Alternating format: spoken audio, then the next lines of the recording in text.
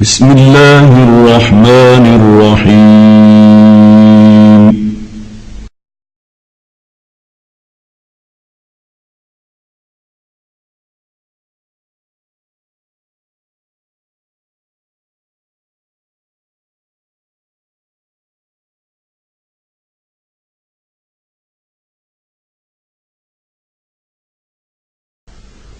السلام عليكم ورحمة الله وبركاته. الحمد لله رب العالمين والعاقبة للمتقين والصلاة والسلام على أشرف الأنبياء والمرسلين نبينا محمد وعلى آله وصحبه أجمعين ومن تبعهم بإحسان إلى يوم الدين. أما بعد، فقد قال عز وجل في كلامه المجيد والفرقان الحميد: أعوذ بالله من الشيطان الرجيم. بسم الله الرحمن الرحيم. يا أيها الذين آمنوا لا تلهكم أموالكم ولا أولادكم عن ذكر الله ومن يفعل ذلك فأولئك هم الخاسرون وأنفقوا مما رزقناكم من قبل أن يأتي أحدكم الموت فيقول رب لولا أخرتني إلى أجل قريب فأصدق وأكن من الصالحين ولن يؤخر الله نفسا إذا جاء أجلها والله خبير بما تعملون. وعن سفيان بن عبد الله الثقفي رضي الله عنه قال: قلت يا رسول الله صلى الله عليه وسلم قل لي في الإسلام قولا لا أسأل عنه أحدا بعدك.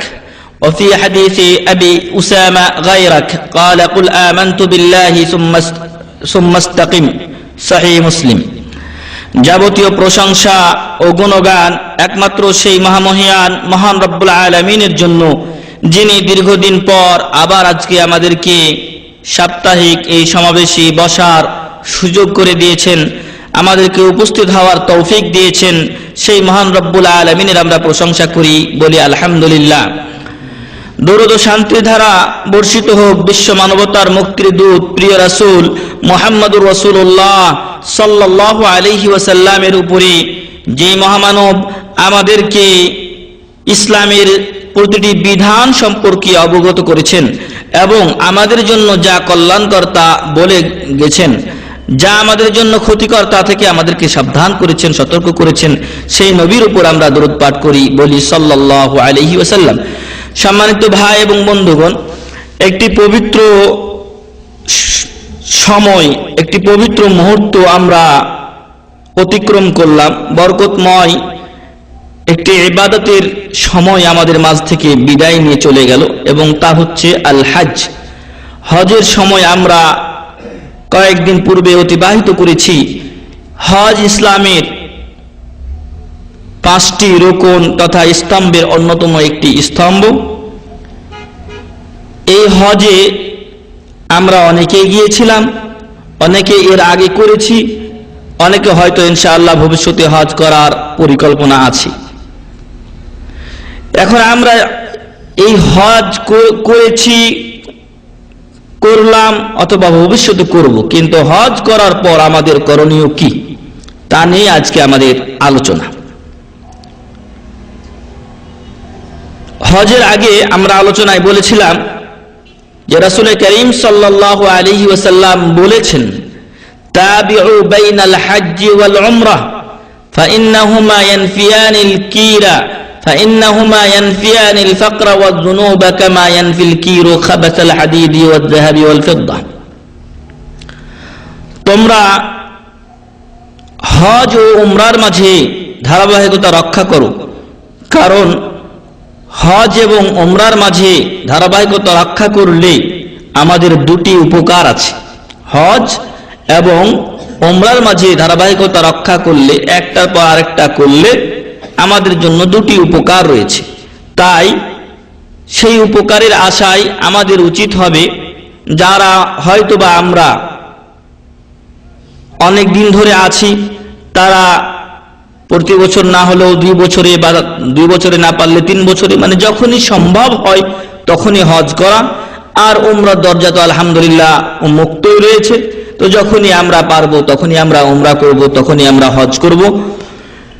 এতে করে আমাদের যে দুটি উপকার হবে সেই দুটি উপকারের একটি হচ্ছে ফাইন্নাহুমা ইয়ানফিয়ানিল ফাকর। আমরা মনে করতে পারি যে হজ এবং উমরা করলে আমাদের টাকা পয়সা খরচ হয়, টাকা পয়সা আমাদের চলে যায়, পকেট খালি হয়ে যায়। আসলে পকেট খালি হয় না, বরং আল্লাহ তাআলা পকেটকে আরো পরিপূর্ণ করে দেন। আমার আপনার যে সম্পদ অবশিষ্ট থাকে সেখানে আল্লাহ তাআলা আমার আপনার বরকত দান করেন এবং হজ পরবর্তী সময়ে রিজিকের দ্বার আল্লাহ তাআলা আরো উন্মুক্ত করে দেন। আর যদি তা না হয় তাহলে রাসূল সাল্লাল্লাহু আলাইহি সাল্লামের কথা কি মিথ্যা হবে? কোশ্চেন কালেও মিথ্যা হতে পারে না, যাকে শত্রুরাও আল আমিন বলে আখ্যায়িত করেছিল। তো যাই হোক, আল্লাহ রাসূল সাল্লাল্লাহু আলাইহি সাল্লাম বলছেন ফাইন্নাহুমা ইয়ানফিয়ানিল ফাকর। উমরা এবং হজ আমার আপনার দারিদ্রতা দূর করে। আল্লাহ তাআলা কোরআনে যেখানে হজের আলোচনা করেছেন সূরাতুল হজ্জে, সেখানে তিনি বলেছেন লিয়াশহাদু মানাফিআ লাহুম। হজে আমরা উপস্থিত হব যাতে করে আমাদের কল্যাণে আমরা হাজির হতে পারি। আর সেই কল্যাণ আমরা সেখানে বিস্তারিত ব্যাখ্যা করেছি, দুনিয়াবি কল্যাণ হতে পারে, আখিরাতের কল্যাণ হতে পারে। এজন্য আমরা দোয়া করি না শুধু যে রব্বানা আতিনা ফিদ দুনিয়া হাসানা। একদল লোক আছে যারা বলে রব্বানা আতিনা ফিদ দুনিয়া হাসানা আর পরকালে কিছু চাই না, ওমা লাহু ফিল আখিরাতি মিন নাসিব, আর তার পরকালে কোনো অংশ থাকে না। কিন্তু আরেক দল লোক আছে এবং ইনশাআল্লাহ আমরা তাদের অন্তর্ভুক্ত।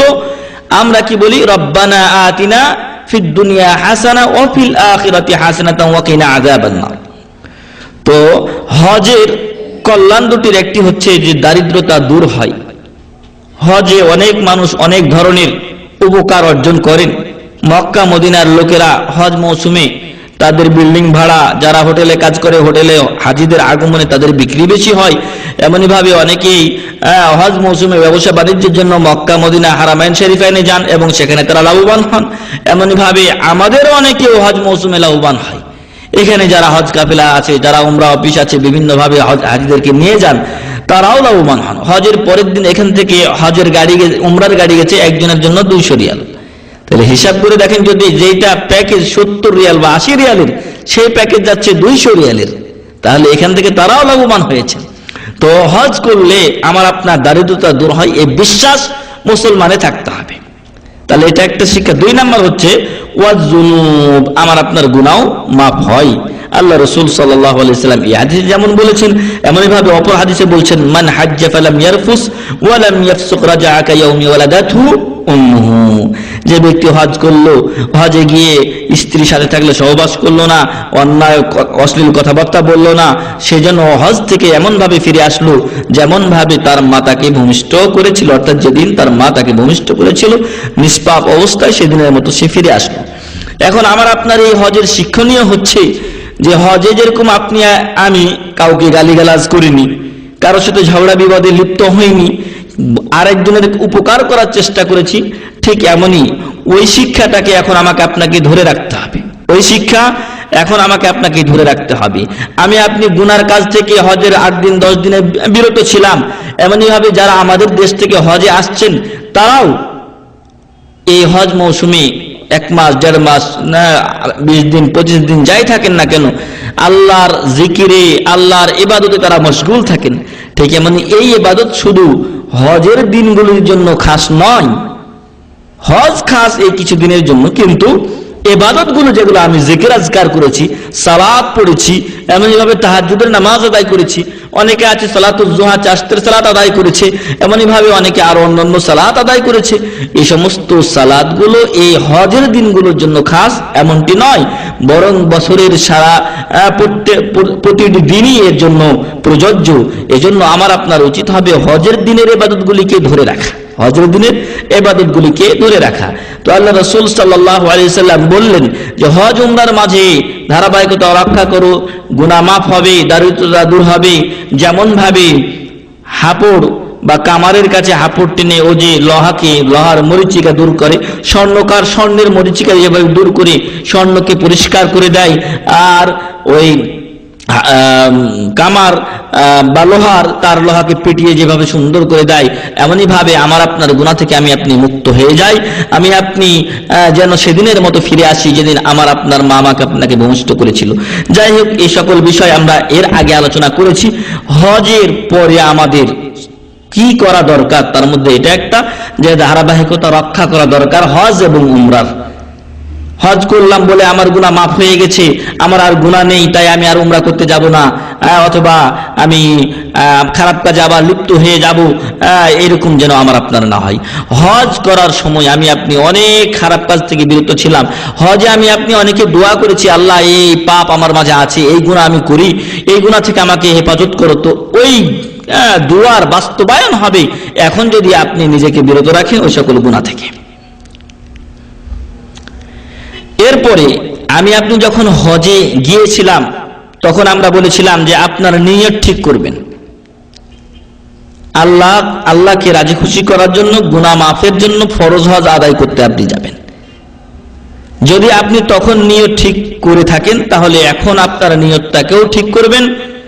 আপনি যখনই কোনো ভালো কাজ করবেন তখন তা কেবলমাত্র আল্লাহর সন্তুষ্টির উদ্দেশ্যে করবেন, মানুষের কাছে নাম পাওয়ার জন্য করবেন না, দুনিয়ার কোনো জিনিস পাওয়ার জন্য করবেন না কোনো ইবাদত।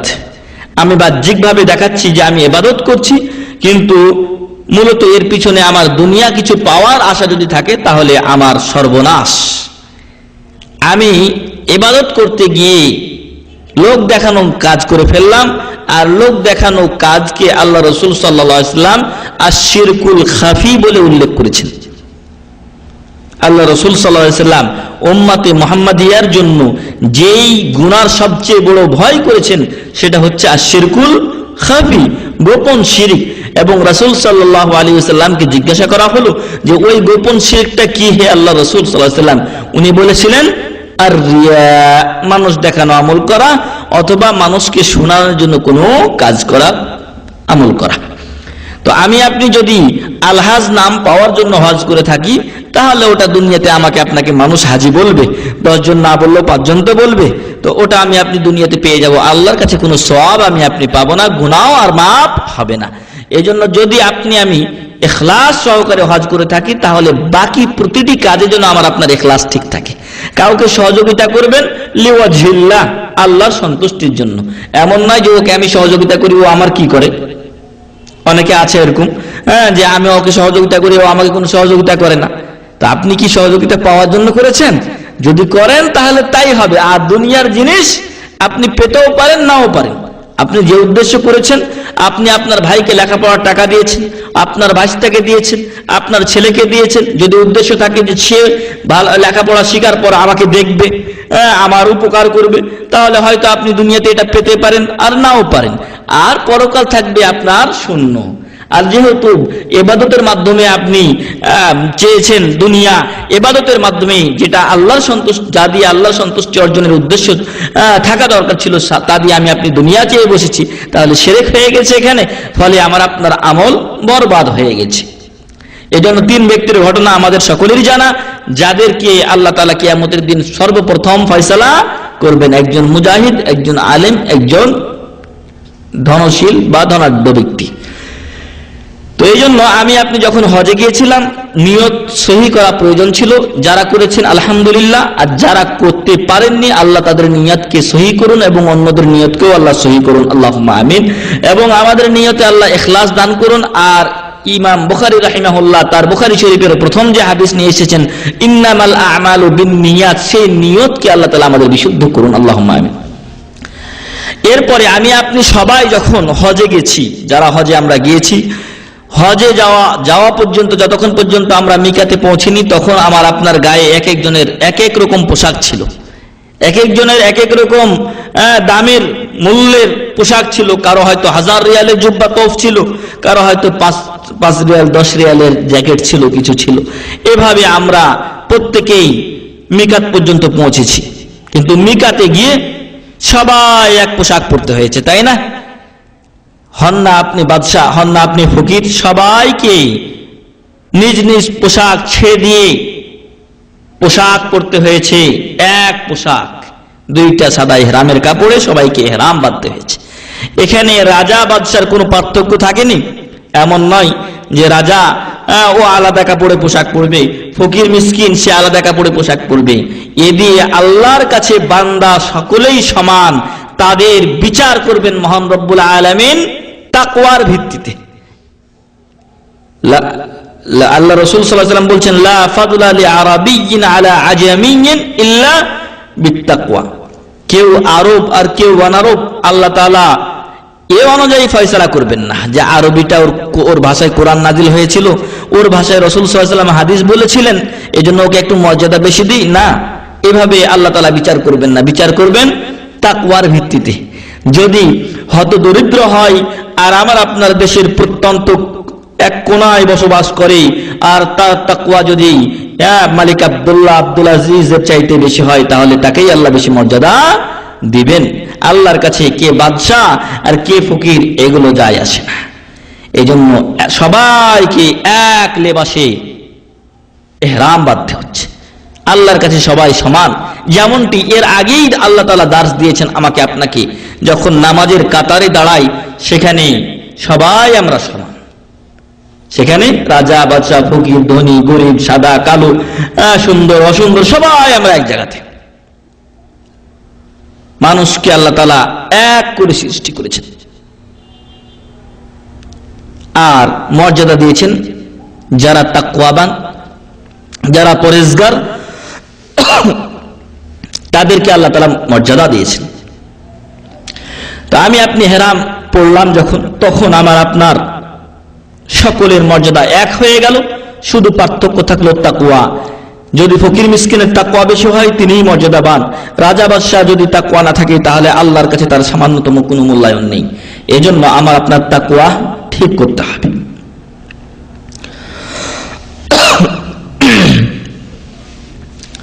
আর আমি আপনি যদি তাকওয়া ঠিক করতে পারি তবে আল্লাহর কাছে আমি আপনি সফল কাম হব। অন্যথায় আমার আপনার জন্য শুধু হতাশা আর হতাশা অপেক্ষা করছে। এরপর আমি আপনি যে কাজটি করে থাকি তা হচ্ছে তালবিয়া পাঠ। আমি আপনি তালবিয়া পাঠ করি,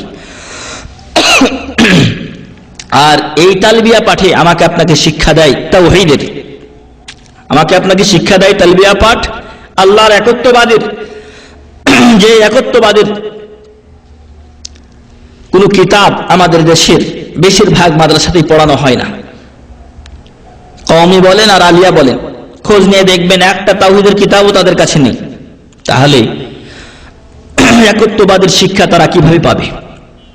পড়ানো হয় না, যারা পড়াচ্ছেন তারাও জানেন না, কিছু লোক জানলেও মুখ খোলেন না। কারণ সামাজিক যে প্রথা আছে তার বিপরীত হয়ে গেলে তার কথা কেউ গ্রহণ করবে না। অথচ আল্লাহ রাসূল সাল্লাল্লাহু আলাইহি সাল্লাম কিন্তু এই ভয় করেননি। তিনি একাই দাওয়াত দিয়েছিলেন, কুলু লা ইলাহা ইল্লাল্লাহ তুফলিহুন, তোমরা লা ইলাহা ইল্লাল্লাহ বলো তাহলে তোমরা সফল কাম হবে। তো আমি আপনি যদি ভয় করি যে আমি তাওহীদের দাওয়াত দিলে আমার কওম গ্রহণ করবে না, তাহলে বড় ভুল করব। তো আমি আপনি যখন নিকাটে গেলাম তখন তালবিয়া পড়ি, লাব্বাইক আল্লাহুম্মা লাব্বাইক লাব্বাইক লা শারীকা লাক লাব্বাইক। হে আল্লাহ আমি তোমার দরবারে উপস্থিত, লাব্বাইক লা শারীকা লাক লাব্বাইক, আল্লাহ আমি তোমার দরবারে উপস্থিত, তোমার কোনো শরীক নেই। এটা যদি আমি মুখে বলি আর অন্তরে হাজারো মাবুদ আমার জেগে থাকে, তাহলে কি আমার লাব্বাইক কবুল হবে?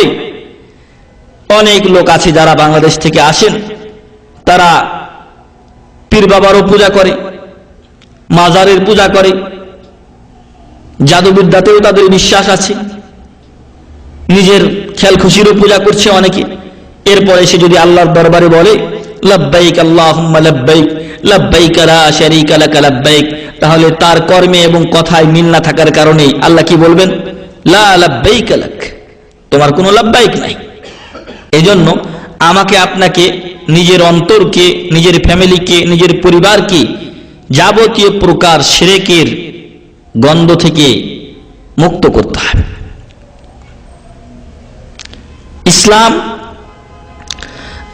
শান্তির ধর্ম এবং ইসলামের পারিভাষিক সংজ্ঞায় উলামাগণ বলেছেন যে ইসলাম হলো হুয়াল ইসতিসলামু লিল্লাহি বিত-তাওহীদ ওয়াল ইনকিয়াদু লাহু বিত-তাআহ, আল্লাহর কাছে একত্ববাদ সহকারে আত্মসমর্পণ করা, ইস্তিসলাম লিল্লাহি বিত্তাওহীদ ওয়াল ইনকিয়াদু লাহু বিত্তাআ, এবং আল্লাহ তাআলা যেগুলো বলেছেন সেগুলো বাস্তবায়ন করা। আল্লাহ যেগুলো বলেছেন আমান্না সাল্লামনা মানলাম এগুলো। ওয়াল খুলুসু মিনাশ শিরক, 3 নম্বরে বলা হয়েছে ইসলামের সংজ্ঞায় যে ওয়াল খুলুসু মিনাশ শিরক, শিরক থেকে মুক্ত থাকা। খালাস বলি মানে কাজ শেষ হয়ে গেলে খালাস, ওয়াল খুলুসু মিনাশ শিরক, শিরক থেকে মুক্ত থাকতে হবে। আমি আপনি দরগায় গিয়ে সিজদা ঠুকি, মাজারে গিয়ে সিজদা ঠুকি, আবার বলি লাব্বাইক আল্লাহুম্মা লাব্বাইক লাব্বাইক লা শারীকা লাক লাব্বাইক। তো এ তো আল্লাহর সাথে খেলতামাশা। আমি সিজদা ঠুকে এসেছি দরগা থেকে। আবার আমাদের দেশে অনেকে আছে যে ভালো কাজ শুরু করার আগে অথবা কোনো একটা বড় কাজ শুরু করবে তখন দরগায় গিয়ে সিজদা ঠুকে আসে, মাজারে গিয়ে সিজদা ঠুকে আসে। তো ওই মাজারস্থ ব্যক্তির কি করার অধিকার আছে, কি ক্ষমতা আছে? ও তো আপনার আমার কাছে দোয়া চাচ্ছে, তাই না? মাজারস্থ ব্যক্তি চেয়ে আছে যে আমার আত্মীয় স্বজনের মধ্য থেকে, আমার মুসলিম ব্রাদার বা ভাই বোনদের মধ্য থেকে কে আমাদের জন্য দোয়া করে, তাদের দোয়ায় হয়তো আমাদের একটু উপকার হবে।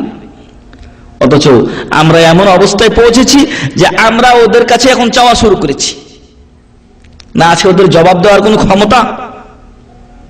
যদি তাই হতো রাসূল সাল্লাল্লাহু আলাইহি ওয়াসাল্লাম বলে যেতেন যে মৃত্যুর পরে আমার কাছে চেয়েও। তো দরগা থেকে ভালো কাজ, কোনো গুরুত্বপূর্ণ কাজ নিজের জীবনে শুরু করছে, এমন ভাবে হয়তো এমন লোক হজে এসেছে যাদেরকে পাওয়া যাবে যে দরগা থেকে বাবার কাছ থেকে বিদায় নিয়ে এসেছে, আবার হয়তো হজ থেকে ফিরে গিয়ে দরগাতে যাবে। যদি এই হয় হজের অবস্থা, তাহলে এই ব্যক্তির লাব্বাইক আল্লাহুম্মা লাব্বাইক লাব্বাইক লা শারীকা লাক লাব্বাইকের কোনো প্রয়োজন নেই। মদিনায় যখন ছিলাম তো একটা ইন্ডিয়ার কলকাতার বাঙালি ডাক্তার, উনি হোমিও ওষুধ বিক্রি করতেন। হোটেলে হঠাৎ করে আসতেন আর উনি একটা হোটেলের রুম কিছুক্ষণের জন্য ভাড়া নিয়ে চিকিৎসা করে কিছু টাকা পয়সা হতো, উনি নিয়ে আবার জেদ্দা চলে যেতেন। জেদ্দা থেকে আসতেন প্রত্যেক সপ্তাহে একদিন, আবার জেদ্দা চলে যেতেন। তো একদিন আমার পুরাতন আমাশা ছিল, আমি ওই ডাক্তারের কাছে গেছি। তো বেচারাকে আমার অসুখের মানে বর্ণনা দিচ্ছি। তারপরে উনি আমাকে জিজ্ঞাসা করলেন, যেহেতু বাংলা ভাষাভাষী, উনি জিজ্ঞাসা করলেন আপনি কি কাজ করেন? আমি বললাম মদিনা বিশ্ববিদ্যালয়ে পড়ি, আর এই হজ মৌসুমে এখন আপনার কাছে আসলাম, ওহুদের ওখান থেকে ওখানে আমাদের ডিউটি পড়েছে। কি কাজ করেন? তো বললাম যে এরকম অনেকে এসে চাওয়াচাই করে, এখানে যারা শহীদগণ আছেন তাদের কাছে চায়, তাদের কাছে দন্না দেয়, এখানে সাজদা করে ইত্যাদি ইত্যাদি। তো ওনারা তো আসলে এগুলো শুনতে পান না, এবং শুনলেও তারা কোনোদিন জবাব দিবেন না, তাদের কোনো ক্ষমতা নেই ইত্যাদি। এগুলো তার কাছে বলার সাথে সাথে কোনায় একজন হাজি, বাংলাদেশি হাজি, সে শুয়েছিল, হঠাৎ করে লাফ দিয়ে উঠেছে, বলছে যে না, রাসূল সাল্লাল্লাহু আলাইহি ওয়াসাল্লাম ইন্তেকাল করেননি। আমি বললাম ইন্তেকাল করেননি তো কবরে কেন রেখে আসলো রে বাবা? একটা লোক মারা যায়নি তো কবরে কেন রেখে আসছে? তাকে জুলুম করা হয়েছে তার উপর, যদি ইন্তেকালের পূর্বেই তাকে কবরে রেখে আসা হয়। তা আপনি ডাকেন রাসূল সাল্লাল্লাহু আলাইহি ওয়াসাল্লামকে, আপনার কথার উত্তর দেয় কিনা? বলছে এগুলো আপনারা কি বুঝবেন? তো এরকম লোক যদি হয় তাহলে হজের আগেও দুর্গাতে গিয়ে সিজদা ঠুকে এসেছে, আবার হজের পরেও গিয়ে ঠুকবে। তো এই লোকের লাব্বাইক আল্লাহুম্মা লাব্বাইক লাব্বাইক লা শারীকা লাক লাব্বাইকের কোনো মূল্যায়ন থাকলো কি? তো এরকম শিরক থেকে সম্পূর্ণ আল্লাহ তাআলা মুক্ত হতে বলেছেন, এবং মুক্ত হয়েই আমাকে আপনাকে লাব্বাইক পড়তে হবে, তবেই আমার আপনার পূর্বের গুনাহগুলি মাফ হবে। যদি অন্তরে সেই কুলুস কালিমা লেগেই থাকে তাহলে আমার আপনার গুনাহ মাফের প্রশ্ন ওঠে না। এজন্য আমার আপনার মনে যে অলসতা আছে, মনের পূজা, ব্যক্তি পূজা, দরগা পূজা, দুর্গা পূজা, দল পূজা, নেতা পূজা সব ছেড়ে দিতে হবে। আমরা এর আগের সিরিজে আলোচনায় বিস্তারিতভাবে বলেছি নেতাদেরকে কিভাবে মাবুদ বানিয়ে নেওয়া হয়, সেগুলো আলোচনা আমাদের হয়ে গেছে, সেগুলো শুনে নেবেন আপনারা।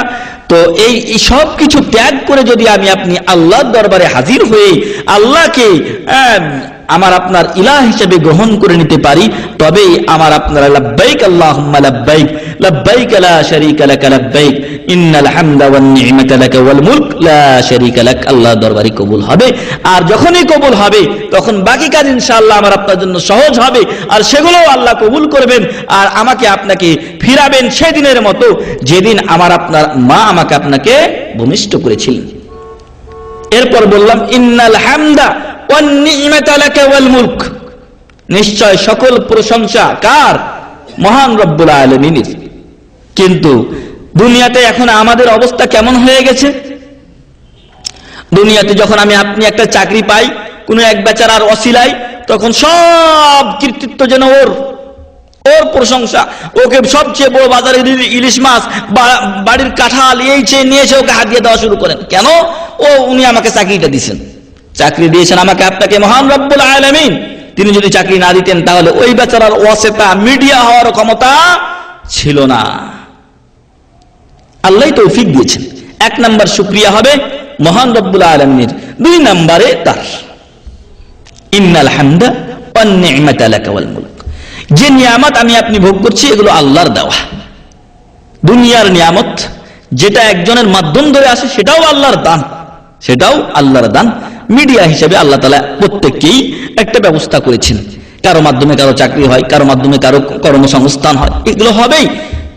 যে ব্যক্তি এগুলোর ব্যবস্থা করলেন দুনিয়াতে, যিনি মিডিয়া হলেন, তারও শুকরিয়া ইসলাম আদায় করতে বলেছে। আল্লাহ রাসূল সাল্লাল্লাহু আলাইহি ওয়াসাল্লাম বলছেন, মাল্লাম ইয়াশকুরিন নাস লাম ইয়াশকুরিল্লাহ।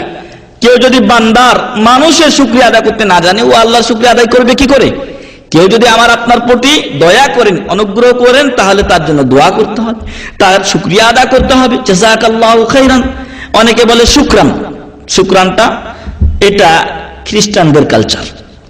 ওরা বলে কি? থ্যাঙ্কস, ধন্যবাদ, ওকে, বাস খালাস। তো এটাতে কি তার জন্য কোনো দোয়া হলো? কোনো দোয়া নেই তার জন্য। কিন্তু আপনি যদি তাকে বলেন জাযাকাল্লাহু খাইরান, আল্লাহ রাসূল সাল্লাল্লাহু আলাইহি ওয়াসাল্লাম বলছেন, মুসলিম তিরমিজি শরীফের হাদিস, মান লাম ইয়াজিদ শাইআন, যে ব্যক্তি কোনো কিছু পেল না, আপনি আমার উপকার করলেন, আমি আপনাকে দেওয়ার মতো আমার কাছে কিছু নেই, কিন্তু আমি কি বললাম? ফাকালা লিআখিহি জাযাকাল্লাহু খাইরান, আল্লাহ আপনাকে উত্তম প্রতিদান দান করুন। ফাকাদ বালাগা ফিল আজর, অথবা অপর বর্ণনায় এসেছে ফাকাদ কাফাহু, সে তাকে যথেষ্ট প্রতিদান দিল, অথবা সে প্রতিদান দেওয়ার ব্যাপারে সর্বোচ্চ প্রতিদান দিল। কারণ আমি আপনি যদি দিতাম, তাহলে আপনি আমাকে 50 টাকার জিনিস দিলে আমি হয়তো বা আপনাকে 20 টাকা দিতাম, 20 টাকার একটা জিনিস হাদিয়া দিলাম, ভাই আপনি আমার উপকারটা করেছিলেন, আপনাকে 20 টাকা দিলাম, বা এই হাদিয়াটা আপনাকে দিলাম, আপনি নেন, রাখেন। তো এটা আমি আপনি দুনিয়াতে দিয়ে দিয়ে শেষ করে দিলাম। কিন্তু যখন হাওয়ালা করে দিলাম আল্লাহর কাছে, তখন আল্লাহ 20 রিয়াল বা 50 রিয়াল নয়, 50 কোটি রিয়ালও তাকে দিতে পারেন। এই জন্য ইন্নাল হামদা ওয়ান নি'মাতা লাকা ওয়াল মুলক,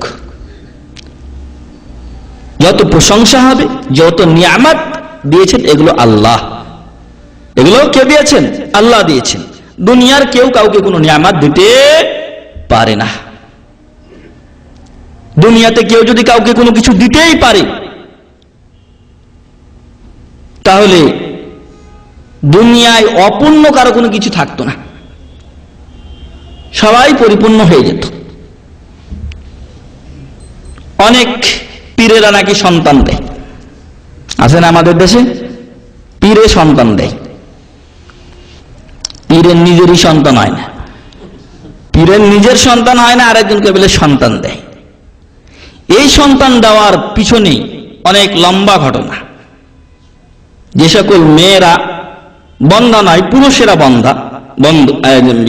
বাজা, পুরুষের সন্তান হয় না, পুরুষের কারণে, পুরুষের অসুখ, মেয়ের অসুখ না, এই মেয়েকে নিয়ে যদি অন্য পুরুষের সাথে খাটানো হয় তাহলে তো বাচ্চা হবেই, হবে না?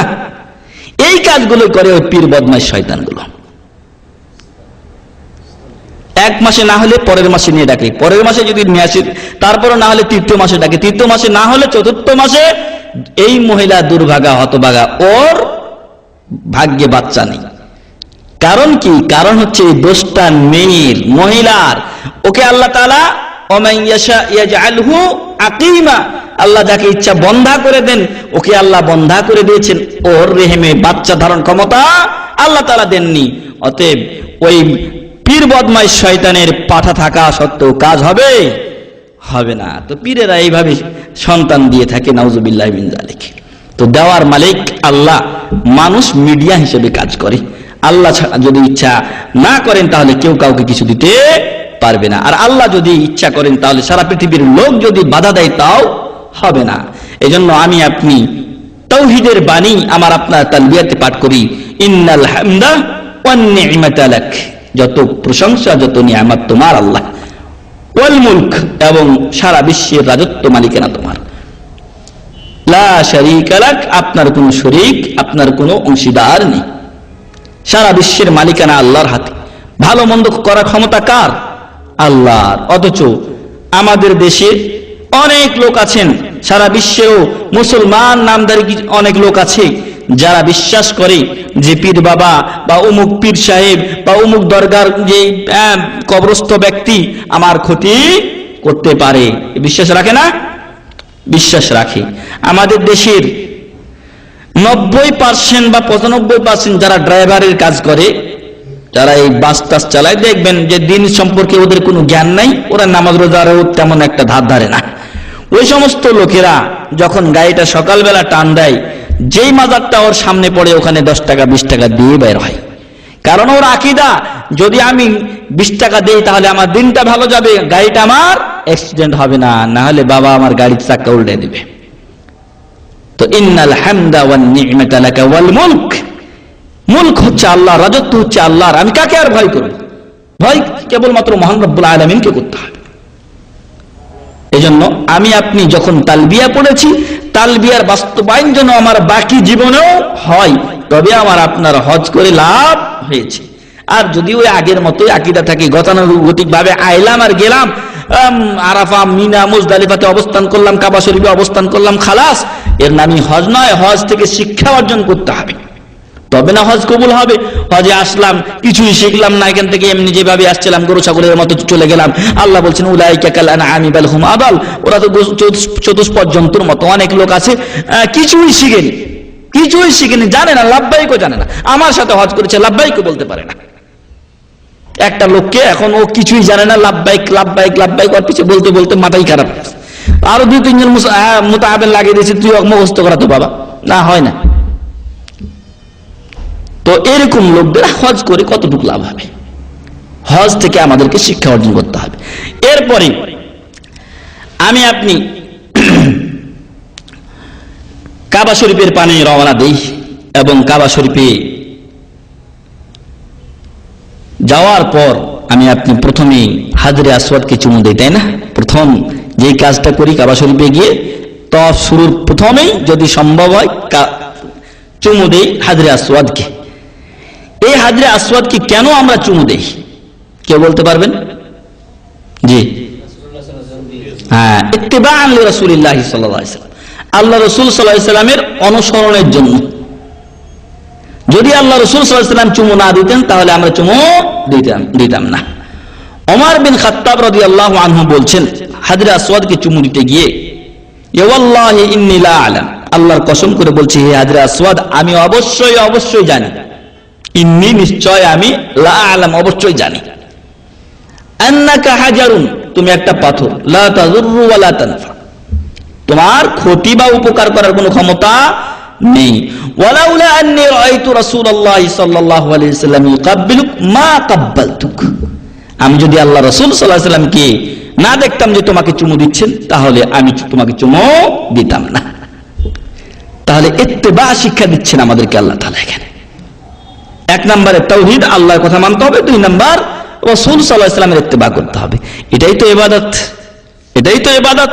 এর কথাই তো আল্লাহ তাআলা সূরাতুল কাহফের 110 নম্বর আয়াতে বলেছেন, আল্লাহর দিদার পেতে চাও, দর্শন পেতে চাও, আল্লাহর সাথে সাক্ষাৎ পেতে চাও, আল্লাহকে দেখতে চাও তুমি, তাহলে ফালিয়ামাল আমালান সালিহা ওয়া লা ইউশরিক বিইবাদাতি রাব্বিহি আহাদা, যেন সৎকর্ম করে। মুফাসসিরগণ বলছেন সৎকর্ম মানে রাসূল সাল্লাল্লাহু আলাইহি ওয়াসাল্লামের ইত্তিবা করে, রাসূল সাল্লাল্লাহু আলাইহি ওয়াসাল্লাম যে তরিকায় আমল করতে বলেছেন সেই তরিকায় আমল করে। ওয়া লা ইউশরিক বিইবাদাতি রাব্বিহি আহাদা, আল্লাহর সাথে যেন কাউকে শরীক না করে। এটাই তো হলো ইসলাম। তো এই জন্য আমার আপনার হজের দ্বিতীয় শিক্ষা যেটা, সেটাই হচ্ছে ইত্তিবাউ রাসূল সাল্লাল্লাহু আলাইহি ওয়াসাল্লাম। এমনই ভাবে আমি আপনি হজে গিয়েছি আর কোন ওয়াক্ত নামাজ ছুটে গেছে, এমন কি হয়েছে? আমি আপনি হজে গেছি আর নামাজ ছুটে গেছে, হয়েছে এমন? হজে কেউ 1 ওয়াক্ত নামাজ ছাড়ে না। হজের নামাজ যেরকম গুরুত্বপূর্ণ, হজের বাইরেও নামাজ গুরুত্বপূর্ণ। আর হজের চাইতে নামাজ বেশি গুরুত্বপূর্ণ, হজের চাইতে নামাজ বেশি গুরুত্বপূর্ণ। হজ কয় নাম্বার রুকুন? 5 নাম্বার। আর রুকনুল খামিস, পঞ্চম স্তম্ভ হচ্ছে হজ, পঞ্চম স্তম্ভ হচ্ছে হজ। কিন্তু সালাতকে 2 নম্বরে উল্লেখ করা হয়েছে। যদি ইমানের দরকার না হতো তাহলে হয়তো 1 নম্বরেই চলে আসত। যেহেতু ইমানের দরকার নামাজের জন্য, সালাতের জন্য, এই জন্য ইমানকে 1 নম্বরে রেখে 2 নম্বরে সালাতকে রাখা হয়েছে। সালাতকে ফরজ করা হয়েছে দুনিয়াতে নয়, আসমানে সরাসরি মহান রব্বুল আলামিন ফরজ করেছেন প্রিয় হাবিব মুহাম্মদ রাসূলুল্লাহ সাল্লাল্লাহু আলাইহি সাল্লামকে সপ্তম আকাশে ডেকে নিয়ে। অথচ অনেক লোক আছে যারা হজে গিয়েও নামাজ পড়ে না, সুযোগ পেলে ছেড়ে দেয়। হজ থেকে আসার পর হাজী সাহেব নামাজ পড়ে না, তো ওই হাজী সাহেবের কোনো মূল্য আছে? ওটা দুনিয়াতে লেখা হবে আলহাজ ফুলান অমুক, কিন্তু আল্লাহর কাতারে ও আলহাজের কিছুই নেই, ও আলহাজের আলো নাই ওর। এই জন্য সালাত একজন হাজীর আবশ্যিক জিনিস।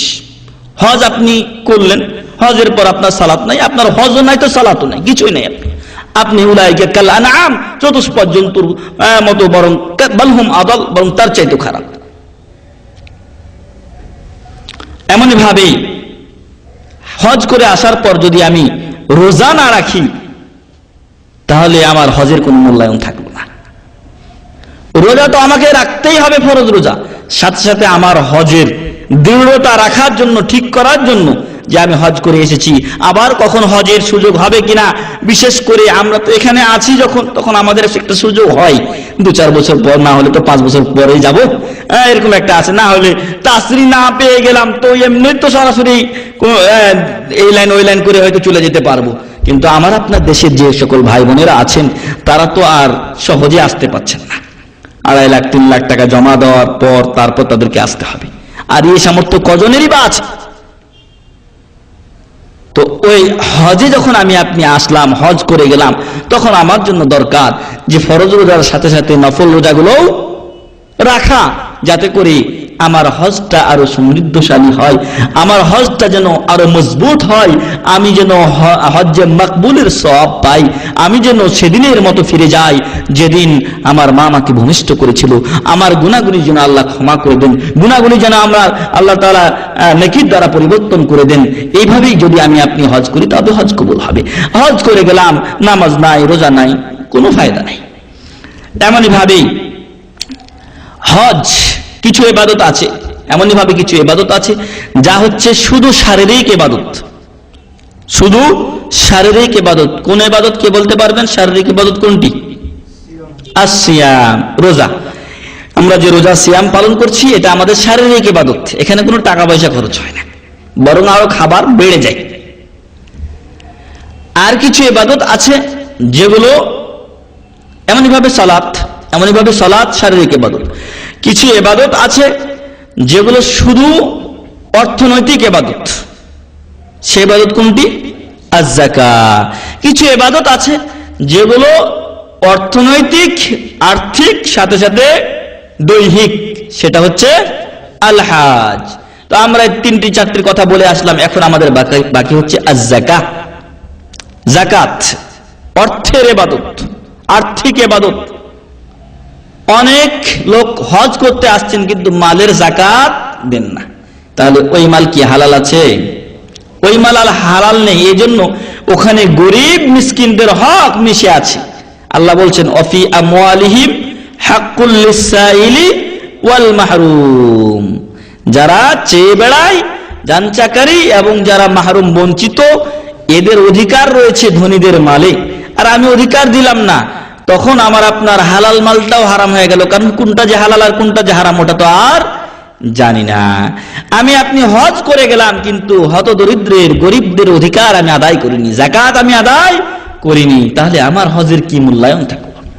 আল্লাহ রাসূল সাল্লাল্লাহু আলাইহি ওয়াসাল্লাম এক ব্যক্তির কথা উল্লেখ করে বলছেন যে অনেক লোক আছে এমন যে ব্যক্তি অনেক দূর থেকে সফর করে আসে, অনেক দূর থেকে সফর করে আসে, মাথার চুলগুলো উস্কো খুস্কো, হাত পা ধুলায় ধূসরিত, তারপরে আল্লাহর কাছে এসে, কাবা শরীফের কাছে এসে বলে, ইয়া রাব্বি ইয়া রাব্বি, হে আল্লাহ আমার দোয়া কবুল করো, আমার গুনাহ মাফ করো, আমাকে এই জিনিস দাও, আমাকে বিপদ আপদ থেকে রক্ষা করো, ইত্যাদি ইত্যাদি।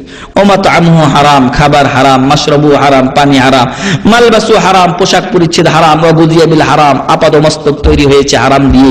ফান্না ইউস্তাজাবু লিযালিক, এই ব্যক্তির দোয়া কি করে আল্লাহর কাছে কবুল হবে? তাহলে ওই লোকের দোয়া কবুল হওয়ার প্রশ্ন উঠে না। যে ব্যক্তি তার মালের যাকাত আদায় করলেন না, গরিবদের মালকে তিনি নিজেই ভক্ষণ করে নিলেন, তাহলে ওই ব্যক্তির মাল কি হালাল থাকলো? আর ওই মাল দিয়ে আল্লাহ হজ কবুল করবেন? আরেকজনের জমি জোর করে জবরদখল করেছে, আরেকজনের টাকা মেরে দিয়েছে, এগুলো দিয়ে হজ করতে এসেছে, এই ছিল হজ। এই হজের কোনো মূল্যায়ন হবে না। এই জন্য আমার আপনার সম্পদের আগে যাকাত দিতে হবে। যাকাতকে হজের আগে উল্লেখ করা হয়েছে, যাকাতকে হজের আগে উল্লেখ করা হয়েছে।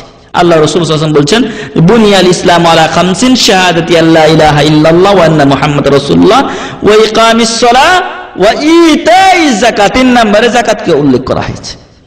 তাহলে হজের উপরে মুকদ্দম অগ্রাধিকার আছে কিসের? যাকাতের। অতএব যাকাত আপনি আগে আদায় করুন, তারপর আপনি হজে আসুন।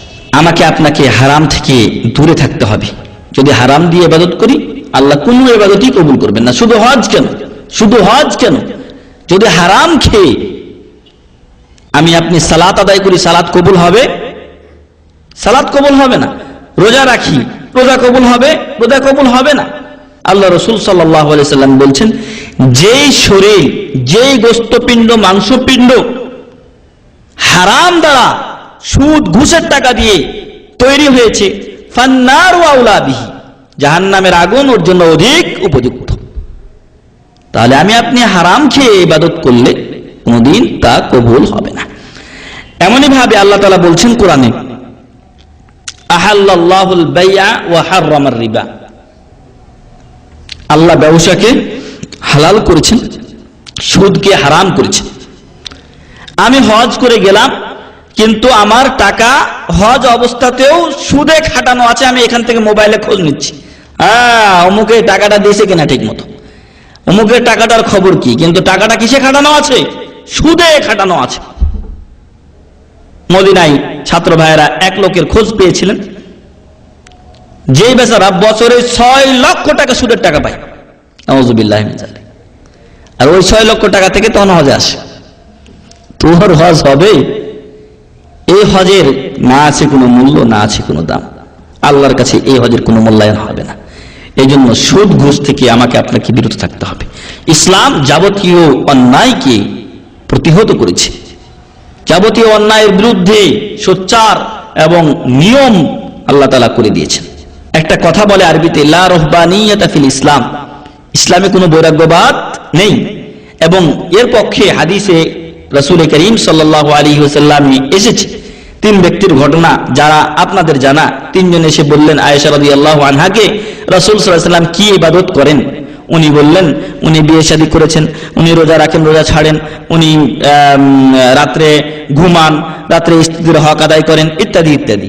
তো এই 3 ব্যক্তি বলল যে, হায় রে, কোথায় রাসূল সাল্লাল্লাহু আলাইহি ওয়াসাল্লাম লিয়াগফিরা লাকাল্লাহু মা তাকাদ্দামা মিন যামবিকা ওয়া মা তাআখার, আগের পরে সব গুনাহ আল্লাহ রাসূল সাল্লাল্লাহু আলাইহি ওয়াসাল্লামের মাফ করে দেওয়া হয়েছে, আমরা তার কাছে কি? তখন একজন শপথ করে বসলো যে আমি আর কোনোদিন বিয়ে শাদী করবো না, ছেলে মেয়ে হলে ভেজাল।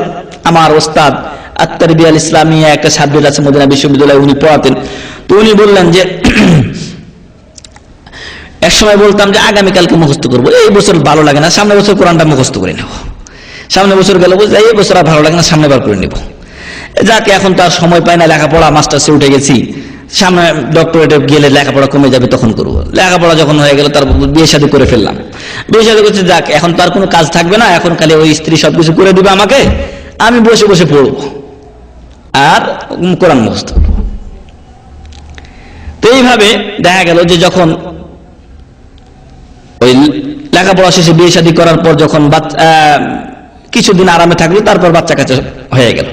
বাচ্চা কাচ্চা হয়ে গেলে বাচ্চা এসে ও একটু লেখাপড়া করতে বসেছে, কোরআন মুখস্থ করবে, যেই ও আদা এতদিন ধরে করে আসছে। পড়ছে, একটু পরে এসে বাচ্চা বলছে, বাবা মাফি সুক্কার, বাবা মাফি সুক্কার।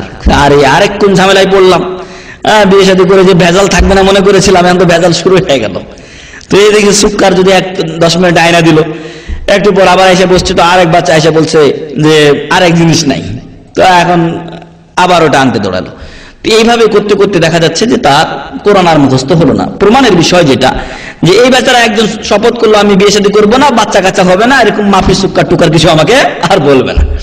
এমনই ভাবে আরেকজন বললো যে আমি সারা জীবন রোজা রাখবো, এমনই ভাবে আরেকজন বললো যে আমি রাত্রে ঘুমাবো না, সারা রাত ধরে ইবাদত করবো। তারা চলে গেলেন। আল্লাহ রাসূল সাল্লাল্লাহু আলাইহি সাল্লাম আসলেন বাড়িতে। পরবর্তীতে আয়েশা রাদিয়াল্লাহু আনহা বললেন যে এরকম 3 জন ব্যক্তি এসেছিলেন, এরকম শপথ করে গেছেন। আল্লাহ রাসূল সাল্লাল্লাহু আলাইহি সাল্লাম বললেন, হায় রে, তারা কি অবস্থা তাদের, তাড়াতাড়ি ডাকো ওদের। সাহাবী পাঠিয়ে ডাকা হলো তাদের। কি বলা হলো যে তোমরা কি এই শপথ করেছো? তারা বললো যে হ্যাঁ, আমরা এই শপথ করেছি।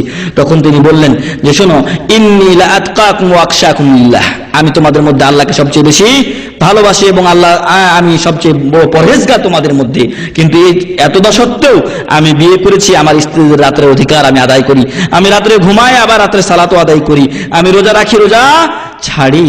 অতএব মান রাগিবা আন সুন্নতি ফালাইসা মিন্নি, যে ব্যক্তি আমার সুন্নাতের বাইরে চলে গেল সে আমার অন্তর্ভুক্ত নয়। এই জন্য আমি আপনি শুধু খালি এবাদতেই কাটিয়ে দেব জীবন, এমনটি নয়, বরং দুনিয়াও আমাকে আপনাকে কামাতে বলা হয়েছে। আল্লাহ তাআলা কোরআনে বলছেন, ওয়ালা তানসা নাসিবাকা মিনাদ দুনিয়া, তোমার দুনিয়ার অংশ তুমি ভুলে যেও না, হালাল পথে তুমি ইনকাম করো। এমনই ভাবে আমি আপনি 10 তারিখে হাদি জবাই করি, তাই না? হাজিরা 10 তারিখে হাদি জবাই করে। হাদি জবাই করে কার জন্য? মহান রব্বুল আলামিনের জন্য, তাই না?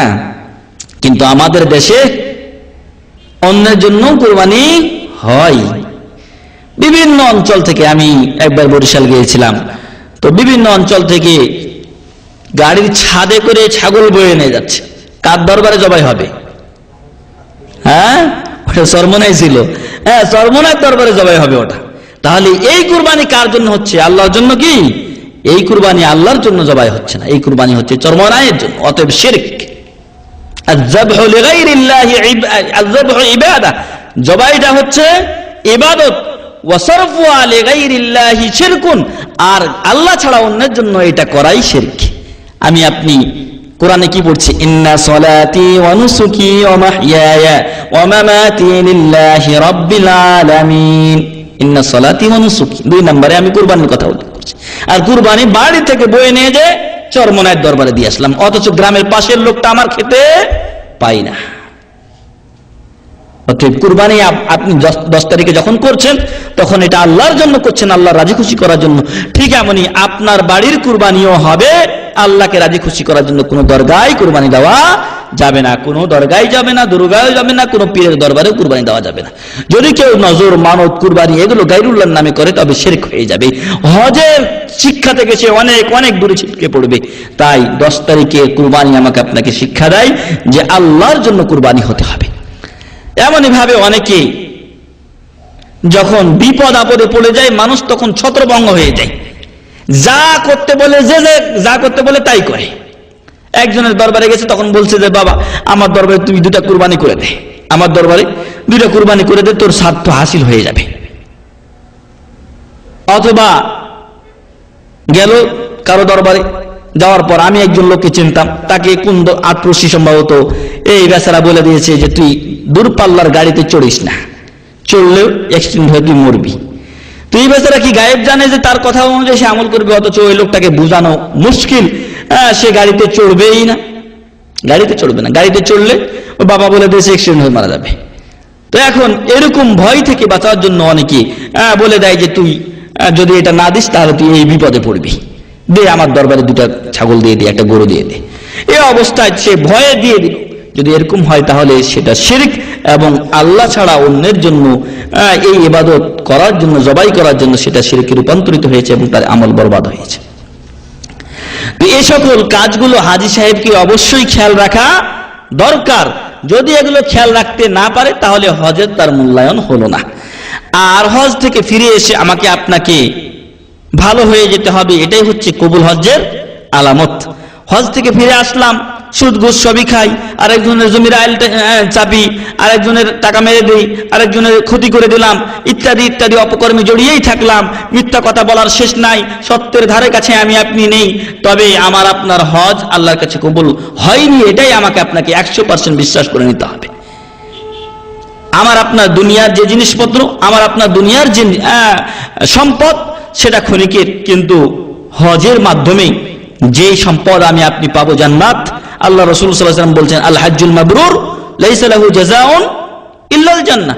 কবুল হজ্জের বদলা জান্নাত ছাড়া আর কিছু হতে পারে না। অতএব সেই জান্নাত আমি আপনি হারিয়ে ফেলব। দুনিয়ার তুলনায়, আখিরাতের তুলনায় দুনিয়াটা কিছুই না।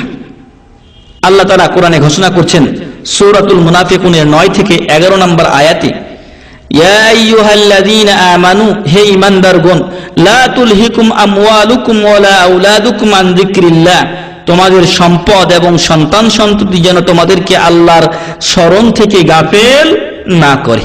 অথচ আমরা এই দুটো নিয়ে আজকে ব্যস্ত। আমার আপনার সালাতের সময় হয় না, আমার আপনার ইবাদতের সময় নেই, কোরআন তেলাওয়াতের সময় নেই, কিন্তু বাচ্চা কাচ্চাকে ঠিকই আমি আপনি স্কুল কলেজে নিয়মিত দিয়ে আসছি, আবার নিয়েও আসছি। ওটা আমি আপনি একটু লেট করি না, কিন্তু আমি আপনি আল্লাহর জিকির আজকারে ঠিকই আসরের নামাজ লেট করে পড়লাম, জোহরের নামাজ লেট করে পড়লাম, এরকম কাজ আমার আপনার আছেই। ওয়া মান ইয়াফআল যালিকা, যদি কেউ এরকম করে, তার সন্তান সন্ততি এবং তার সম্পদ যদি তাকে আল্লাহ বিমুখ করে দেয়, তাহলে ফাউলাইকা হুমুল খাসিরুন, ওরা ক্ষতিগ্রস্তদের অন্তর্ভুক্ত, ওরাই ক্ষতিগ্রস্ত। ওয়া আনফিকু মিম্মা রাযাকনাকুম মিন ক্বাবলি আন ইয়াতিয়া আহাদাকুমুল মাউত, আর আমি তোমাদেরকে যে সম্পদ দিয়েছি সে সম্পদ থেকে তোমাদের মৃত্যু আসার পূর্বেই আল্লাহর পথে ব্যয় করো। মৃত্যু আসার আগে ব্যয় করতে হবে, মৃত্যু চলে আসলে আর ব্যয় করার সুযোগ নাই। এই ব্যাপারে অনেক লম্বা আলোচনা আছে, সেগুলো আমাদের এখন বলার সময় না। তখন মানুষ কি বলে যখন মৃত্যু চলে আসে, ফায়াকুলা রাব্বি লাউলা আখখারতানি ইলা আজালিন করিব, হে আল্লাহ আমাকে কিছু সময় বাড়িয়ে দাও, আর একটু সময় দাও, 2 দিন দাও, 5 দিন দাও, 1 মাস দাও, তাহলে কি করব আমি? ফাসাদদাকা ওয়া কুম মিনাস সালিহিন, তাহলে আমি সাদকা করব, জিয়াদা আরো বেশি বেশি দান সাদকা করব। হ্যাঁ, এতদিন সময় পাওনি বাবা, এতদিন তোমাকে আমি 30 বছর, 40 বছর, 50 বছর, 100 বছর সময় দিলাম, এতদিন সময় পাওনি, মরণকালে তোমার সময় হয়েছে, ফাসাদদাক, এখন আমি সাদকা করব। ওয়া কুম মিনাস সালিহিন, এবং সৎ বান্দা, নেককার বান্দা, ন্যায়পরায়ণ বান্দাদের অন্তর্ভুক্ত হব, এখন সে কথাগুলো বলবে। আল্লাহ তাআলা বলছেন, ওয়ালা ইউআখিরাল্লাহু নাফসান ইযা জাআ আজালুহা, মৃত্যু আসলে আল্লাহ কাউকে ছাড় দিবেন না। আল্লাহু খাবীরুম বিমা তা'মালুন, আর বান্দারা তোমরা যা কিছু করো আল্লাহ এই ব্যাপারে ভালো জানেন। তো এমন ভাবে কয়েকটা হাদিসের অনুবাদ করে ইনশাআল্লাহ আজকে আলোচনা শেষ করব। সাহেল বিন সাদ রাদিয়াল্লাহু আনহু বলছেন, রাসূল সাল্লাল্লাহু আলাইহি ওয়াসাল্লাম ইরশাদ করেন, লাউ কানাতিদ দুনিয়া তা'দিলু ইনদাল্লাহি জানাহা বাউদা, দুনিয়ার মূল্যায়ন যদি আল্লাহর কাছে হতো একটা মশার দানা সমপরিমাণ, একটা মশাই তো এত দুঃখ, চাপ দিলে তো শেষ, ওর আবার দানা কত দুঃখ, ওটা খালি চোখে দেখাও একটু মুশকিল আছে। হ্যাঁ, তো ওর মশার দানা পরিমাণ যদি দুনিয়াটার মূল্য আল্লাহর কাছে থাকতো, তাহলে কি হতো? মা সাকা কাফিরান মিনহা শুরবাতান আইন, তাহলে দুনিয়াতে আল্লাহ তাআলা কাফেরকে এক ঢোক পানি পান করতে দিতেন না। আল্লাহু আকবার। তো কাফের, দুনিয়াতে কাফেররা পানি পান করছে কিনা? পানি পান করছে। তাহলে কি বোঝা যায়? যে দুনিয়ার মূল্য আল্লাহর কাছে মশার দানা পরিমাণও নয়। যদি হতো, অতটুক যদি হতো, তাহলে এক ঢোক পানি পান করাতেন না। কিন্তু এখন দেখা যাচ্ছে ওদেরকেই কোটি কোটি ঢোক পানি আল্লাহ তাআলা পান করাচ্ছেন। তাহলে বোঝা যাচ্ছে যে দুনিয়ার কোনো মূল্য আল্লাহর কাছে নেই। অতএব আমারও আপনারও বোঝা উচিত যে দুনিয়া নিয়ে ব্যস্ত থেকে লাভ নাই। দুনিয়ায় যা দরকার পেটটা এবং পিঠটা ঠিক রাখার জন্য, আল্লাহ রাসূল সাল্লাল্লাহু আলাইহি সাল্লাম বলছেন, মুমিন বান্দার জন্য খাবারের মধ্য থেকে ততটুকু যথেষ্ট যা দিয়ে তার পিঠ ঠিক থাকবে, চলতে পারবে, মানে বসে উল্টে পড়ে না যায়, এতটুকু তার জন্য যথেষ্ট। এমনই ভাবে অপর হাদিসে বলা হয়েছে, সহিহ মুসলিমের হাদিসে, আর দুনিয়া সিজনুল মুমিন ওয়া জান্নাতুল কাফির, দুনিয়াটা মুমিনের জন্য জেলখানা, কাফিরের জন্য এটা জান্নাত। ও যেভাবে ইচ্ছে চলাফেরা করে, ওর কোনো বাধা নেই। কিন্তু জেলখানাতে যাবেন এদিকে দেওয়াল, জেলখানায় যাবেন এদিকে দেওয়াল, গেটের দিকে যাবেন না, তোর পারমিশন নাই বাইরে যাওয়ার। ঠিক এমনই মুমিনের এদিকে হালাল এদিকে হারাম, এটা আল্লাহর হুদুদ, এটা রাসূল সাল্লাল্লাহু আলাইহি ওয়াসাল্লাম নিষেধ করেছেন, এটা হালাল এটা হারাম, এটা খারাপ এটা ভালো মন্দ ইত্যাদি। এই যে বিচারগুলো আছে এগুলো মুমিনের জন্য আছে, কাফেরের জন্য আছে কি? কাফেরের জন্য এগুলো নেই। কাফের যা ইচ্ছা সে তা খেতে পারে, করতে পারে। এজন্য আমাকে আপনাকে এই হালাল হারামের বিধান মেনে চলতে হবে। এমনই ভাবে যে হাদিসটি আপনাদের সামনে পেশ করেছিলাম, সেখানে সুফিয়ান বিন আব্দুল্লাহ সাকাফি রাদিয়াল্লাহু আনহু বলছেন যে আমি আল্লাহ রাসূল সাল্লাল্লাহু আলাইহি ওয়াসাল্লামকে বললাম, হে আল্লাহ রাসূল সাল্লাল্লাহু আলাইহি ওয়াসাল্লাম, ইসলামে আমাকে এমন একটা ছোট্ট কালিমা বলে দিন যেই কালিমাটা ব্যাপারে আপনি ছাড়া আর কাউকে আমি জিজ্ঞাসা করব না, দরকারও হবে না, আর আমি ওই কালিমাটার উপর অটল থাকলে আমি জান্নাতে চলে যাব। আল্লাহ রাসূল সাল্লাল্লাহু আলাইহি ওয়াসাল্লাম বললেন, কুল আমানতু বিল্লাহ, তুমি বলো আমি আল্লাহর উপরে ঈমান আনলাম, সুম্মাস্তাকিম অথবা ফাস্তাকিম, এরপরে তুমি এর উপরে অটল থাকো। তাহলে ঈমান আনার পর ঈমানের উপর অটল থাকা তো কঠিন ব্যাপার। এই জন্য ছোট্ট একটা কথা বলেছেন। আর আমাদের জন্য যারা হজ করেছেন খাস করে এবার, তাদের জন্য অত্যন্ত দরকার যে ঈমান আনলাম, হজ করলাম, হজের উপর অটল থাকতে হবে। হজের যে শিক্ষা সেই শিক্ষার উপর অটল থাকতে হবে। এমনই ভাবে ওমর বিন আব্দুল আজিজ রাহিমাহুল্লাহ, উনি খলিফা ছিলেন এবং তাকে অনেকে পঞ্চম খলিফা বলেছেন, যদিও পঞ্চম খলিফা হলেন কে? হাসান রাদিয়াল্লাহু আনহু। সত্যিকার অর্থে পঞ্চম খলিফা হলেন হাসান বিন আলী রাদিয়াল্লাহু আনহুমা। আর ইনি একজন ন্যায়পরায়ণ শাসক ছিলেন। এবং বলা হয়েছে যে বাঘ এবং ভেড়া একসাথে নদীর ঘাটে পানি খেয়েছে ওমর বিন আব্দুল আজিজের জামানায়। এত ন্যায় ইনসাফ আল্লাহ তাআলা তার মাধ্যমে কায়েম করেছিলেন। তিনি যখন আরাফাতে আমিরুল মুমিনিন খলিফাতুল মুসলিমিন হিসেবে খুতবা দিতেন, আরাফার আগের দিনে যিনি সবচেয়ে জ্ঞানী হতেন তিনিই খলিফা হতেন। এখন এমন অবস্থা হয়ে গেছে যে সিয়াসাত একদিকে হয়ে গেছে আর ইলম দ্বীন আরেকদিকে হয়ে গেছে, যার ফলে এখন আর যিনি আমির হচ্ছেন তিনি আর খুতবা দেন না, এখন মুফতিউল আম যিনি উনি খুতবা দিচ্ছেন। তো আগে এরকম ছিল যে যিনি খুতবা দিতেন তিনি ছিলেন আমিরুল মুমিনিন আমিরুল মুসলিমিন, আর তিনি ছিলেন মুফতিয়ে আম, তো তিনি খুতবা দিতেন। তো তিনি বলেছেন ওমর বিন আব্দুল আজিজ রাহিমাহুল্লাহ, লাইসা সাবিকু মান সাবাকা বাঈরুহু ওয়া ফারাসুহু, ওই ব্যক্তি অগ্রগামী নয় যার ঘোড়াটা আগে চলে গেল অথবা উটটা আগে চলে গেল আবার আগেই চলে আসলো, সবার আগে গেল আর সবার আগে হজ থেকে চলে আসলো, এমনটি নয়। ওয়ালাকিন্নাস সাবিকু মান গুফিরা লাহ, কিন্তু বিজয়ী ওই ব্যক্তি যে ব্যক্তির গুনাহ হজে কি করা হলো? মাফ করে দেওয়া হলো। আল্লাহ তাআলা আমাদের সকলের সকল গুনাহ খাতা মাফ করে দিন, আল্লাহুম্মা আমিন। এমনই ভাবে সাঈদ বিন মুসাইয়্যিব রাহিমাহুল্লাহ বড় তাবী ছিলেন। তিনি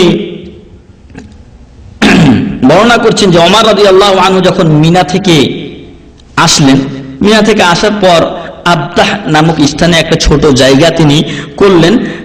করার পরে সেখানে তার চাদরটা বিছিয়ে দিয়ে ওখানে তিনি শুয়ে পড়লেন চিত হয়ে, নিজের চেহারাকে উপর দিকে করে চিত হয়ে তিনি শুয়ে পড়লেন।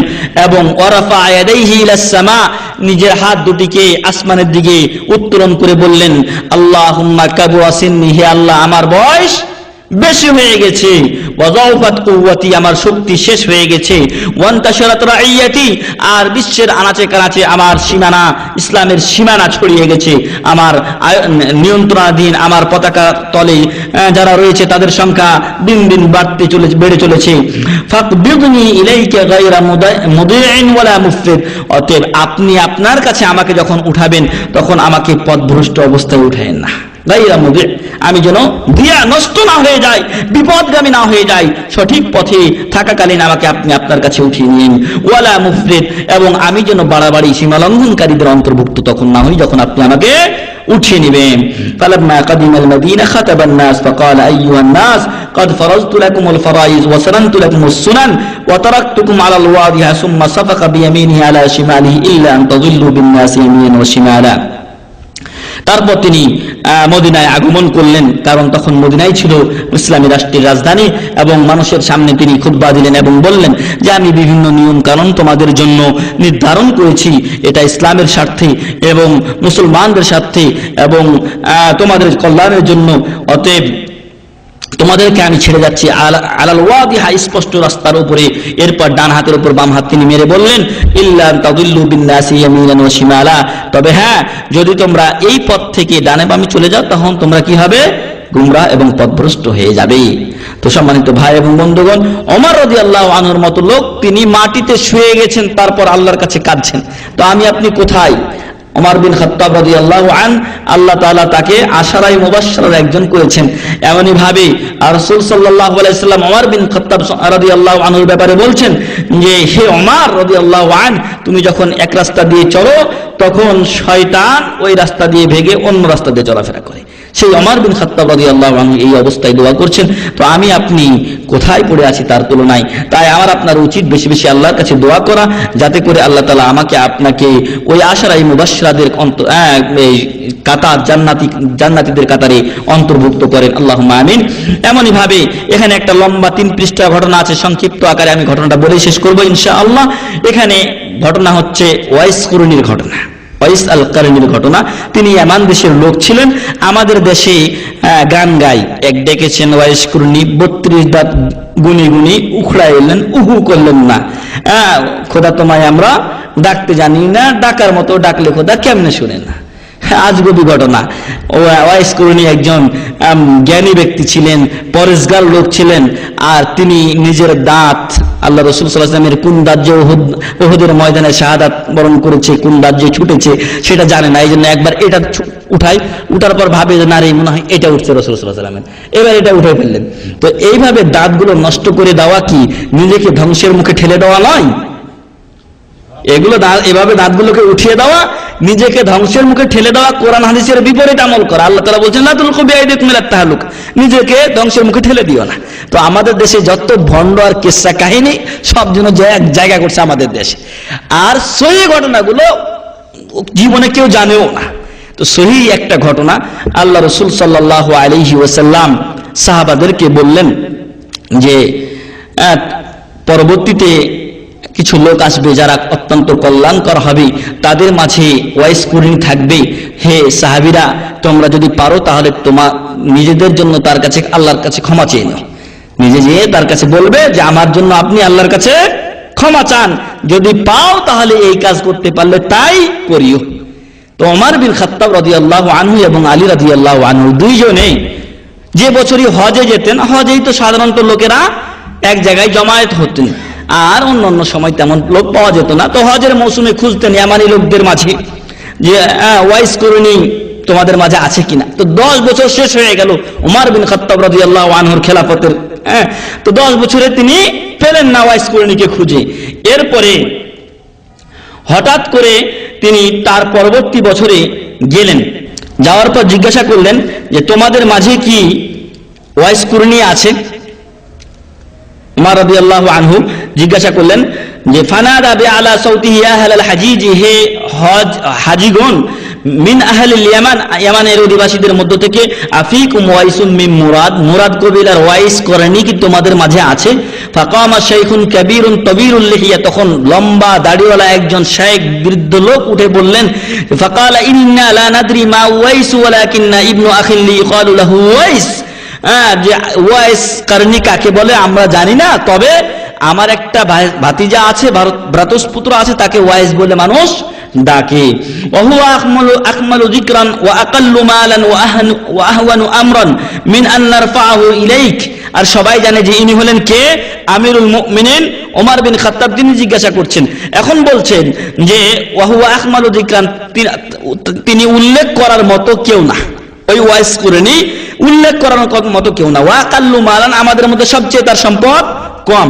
ওয়া আহওয়ানু আমরান, আর তার ব্যাপারটা অত গুরুত্বপূর্ণ নয়। আন্নার ফাহু ইলাইক, তার বিষয়টা আপনার কাছে আমরা পেশ করব, এরকম লোক সে না, অত্যন্ত সাধারণ লোক। ওয়া ইন্নাহু লা ইয়ারআ ইবলানা হাকিরুন বাইনা আযহুরিনা ফাআমিয়া আলাইহি উমর কান্নাহু লা ইউরিদুহু। ওয়াইস কুরনির ব্যাপারে তো আর আহলে ইয়ামান কিছু জানে না, জানে কে? রাসূল সাল্লাল্লাহু আলাইহি ওয়াসাল্লাম জানেন, তিনি সংবাদ দিয়েছেন তার সাহাবাদেরকে, আর ওই কথাটা মনে রেখেছেন আলী রাদিয়াল্লাহু আনহু এবং ওমর বিন খাত্তাব রাদিয়াল্লাহু আনহু। ওমর রাদিয়াল্লাহু আনহু এই বিষয়টাকে একটু দূরে ঠেলে দিতে চাইলেন, উনি এটাকে যত গুরুত্ব সহকারে নিয়ে এসেছিলেন ওটাকে একটু চেপে গেলেন।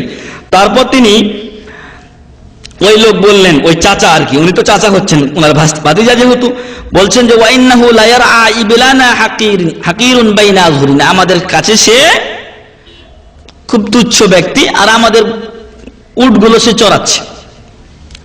ওমর রাদিয়াল্লাহু আনহু চেপে গেলেন বিষয়টি। ক্বালা আইনা ইবনু আখিকা হাদা আবি হারামিনা হুয়া, তোমার এই ভাতিজা কোথায়?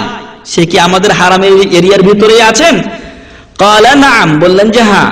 ক্বালা ওয়া আইনা ইউসাবু, ওকে কোথায় পাওয়া যাবে? ক্বালা বিআরাকি আরাফাত, আরাফার উপকণ্ঠে তাকে পেতে পারেন।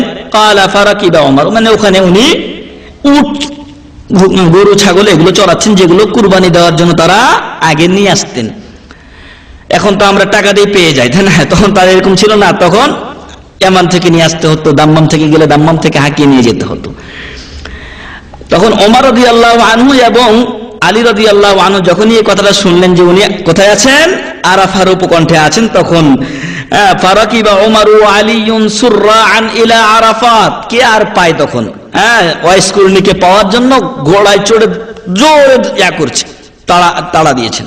ফাইদা হুয়া কাইমুন ইউসাল্লি ইলা শাজারাতিন, আরাফায় গিয়ে দেখছেন যে একটা গাছকে সামনে নিয়ে উনি কি করছেন?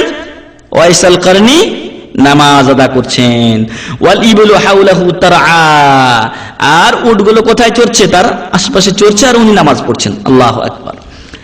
ফাশাদ্দা হিমারাইহিমা, তাদের গাধা দুইটাকে তারা কি করলেন? বাঁধলেন, ওমর এবং আলী রাদিয়াল্লাহু আনহুমা।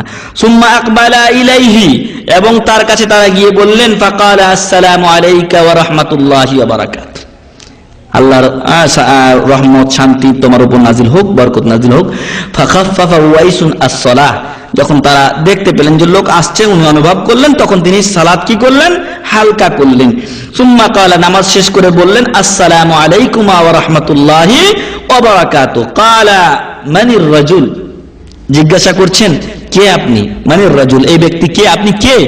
ক্বালা রাঈ ইবিল, দেখেন ভালো মানুষ, ভালো ব্যক্তিরা কোনো সময় নিজের আত্মম্বরিতা প্রকাশ করতে চায় না।